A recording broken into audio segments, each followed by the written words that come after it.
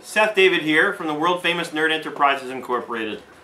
And I wanted to, I feel like doing more videos, live action videos, instead of just all screencasts all the time. Plus, I'm having a really good hair day, so I thought I definitely want to do a video today, just to, you know, show that off. So I was watching some videos on the internet today. I do that sometimes. I don't just make them, I actually watch videos, how I learn a lot. And one person in particular I watch a lot of videos from is a gentleman, you may have heard of him. His name is Chris Brogan.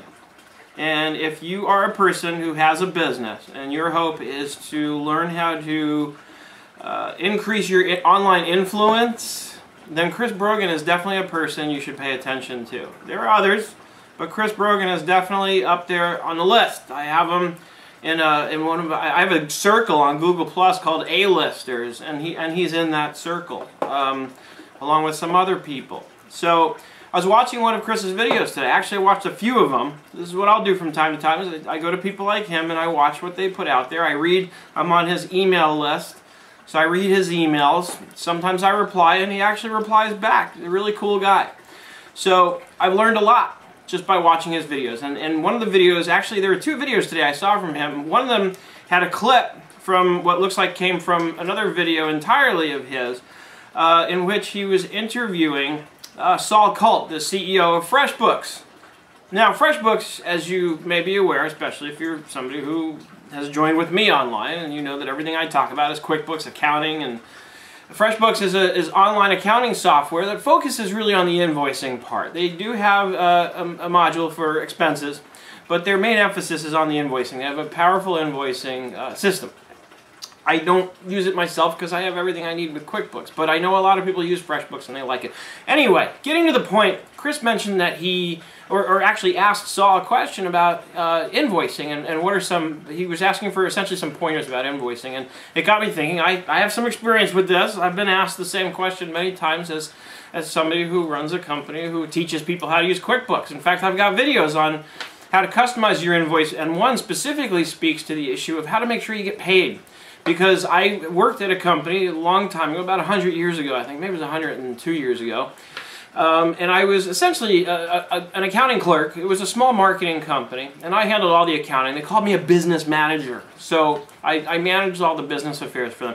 But really what that entailed was entering and paying bills and posting and sending out invoices and receiving payments and so on. So, point being, I had the experience of sitting there, and I would have at any given time a stack of invoices that I would have to get entered, and they'd have to get entered quickly because we had to enter them early enough so that the CEO could review them and decide which bills to pay. This was a small company, so cash flow was often tight, which meant we couldn't always pay every bill when it was due. So we had to prioritize and decide which ones we really need to get paid first. And in the process, of course, what would happen is I get phone calls from people and so on. But one of the things I thought about in terms of invoicing and the question of how do I invoice? How do I make sure I'm going to get paid? I'm going to be put at the top of the pile, whatever it takes. How can I do the most to ensure that I get paid as quickly as possible?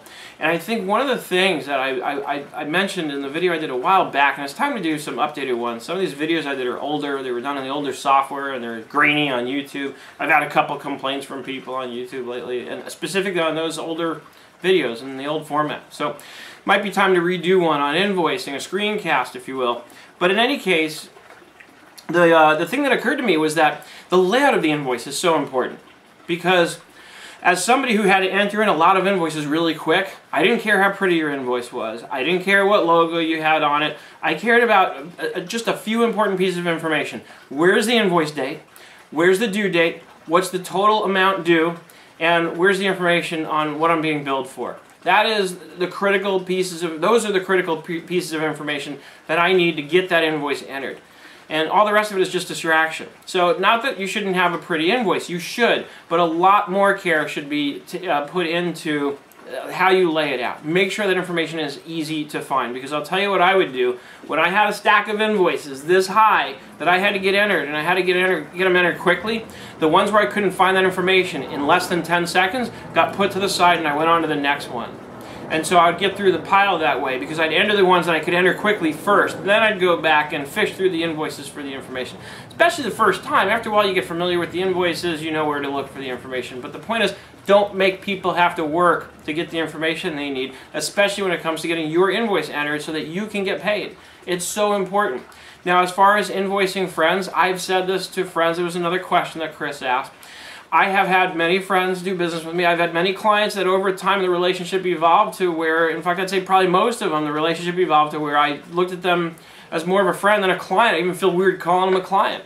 But the fact of the matter is, a business relationship is a business relationship. So if somebody asks me to do work for them, I expect to get paid. And I'm going to treat them the same as I would treat any customer. And I think that's fair. And just like I've told clients or friends on many occasions, one of the reasons I'm not so inclined to give discounts because they're my friend is twofold, really. Number one, then what happens is they want to keep using me because they're getting a good deal, and I respect that and I appreciate that. The problem is then all of a sudden I'm putting in all these hours for somebody, even though it's a friend, I'm putting all these hours at a reduced rate, and now I'm literally suffering from that. It's hurting my cash flow. And the reality is, when it comes to me asking one of my friends to help me, something that if I want to hire them to do something for me, I don't want a discount. I value their time, I value their services, I want to pay them the full amount. I want to do that to show them how much I really do appreciate the time they're taking. So on the flip side of that, I hope my friends look at my services and what I offer them in the exact same manner. So I try to make it clear with my friends when they ask me to work with them that, hey, it's nothing personal, but I'm going to treat you just like I treat any other client. I need to get paid. And speaking of which, this is my last thing on this for now. I'm sure I'll have more in another video sometime. But my last thing on this, as much as possible and when humanly possible, get paid up front. I started doing this last year because I got sick and tired of chasing people for money.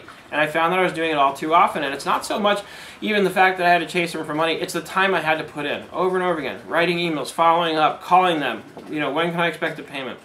And it drove me crazy that I was spending all this time doing that.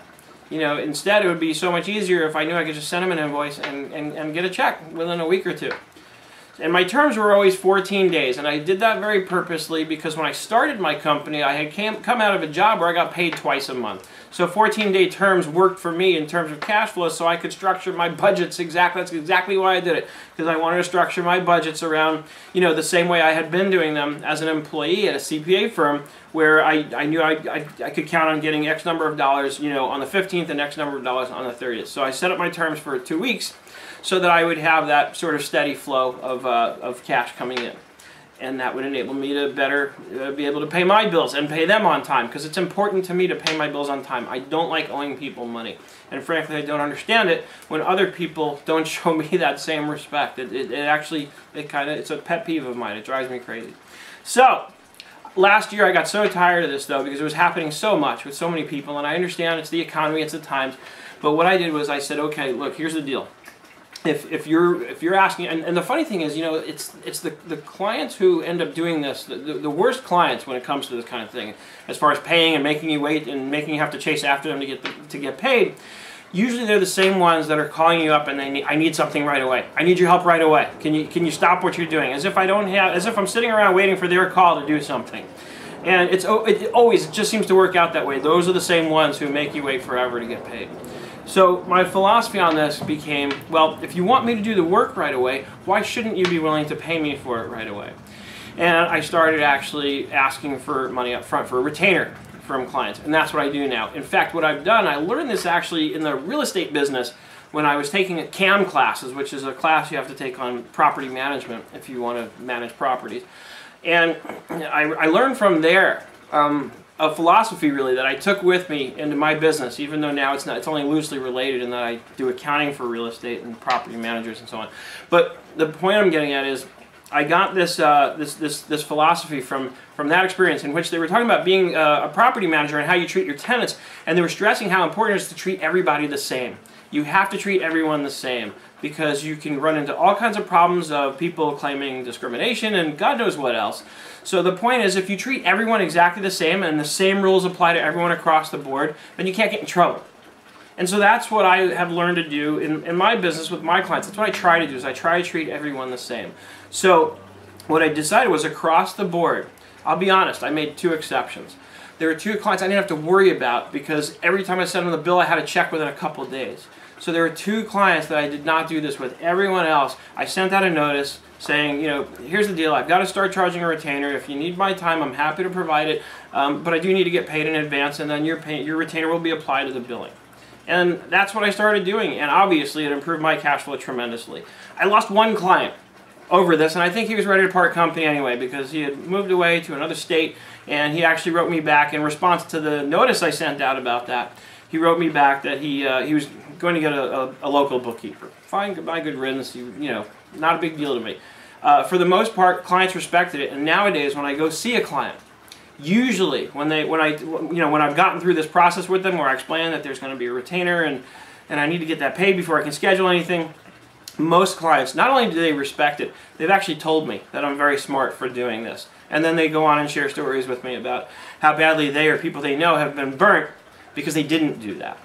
And it's a fair exchange. If I go into a Macy's and I say to them, hey, you know what, I'd like to pay you for this stuff in 30 days. Either they're going to laugh at me or they're going to hand me an application to fill out to get a Macy's credit card. Right? Because you're asking them to become a bank. When anybody asks you to wait to get paid, they're basically asking you to become a bank and loan them money. And you're not charging them interest. So, and again, fair is fair. If you want me to do the work right away, why shouldn't I? Isn't it only fair to pay me right away to do the work? And I've found that most people are okay with this. I would love to get your comments, feedback. Post your comments below on this video. Let me know what you think. Let me know what your experience is. How are you billing people and making sure that you're getting paid on a timely basis? As always, I hope you're having an absolutely fantastic day, and I look forward to seeing you on the web.